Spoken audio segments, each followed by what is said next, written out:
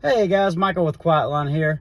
I'm doing another survey for one of the manufacturers that's trying to figure out what kind of equipment our industry is looking for.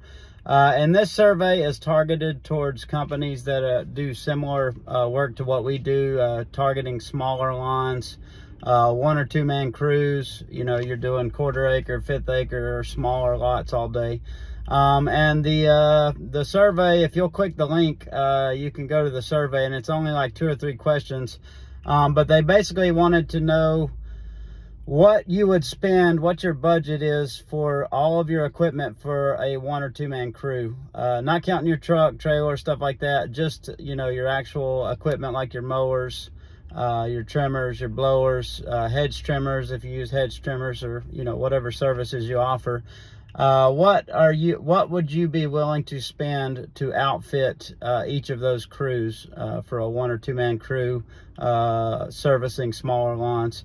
If you wouldn't mind clicking below, that'll help them with some data as far as what they can develop, what will be within that range, kind of get a better idea of what people like us are looking for.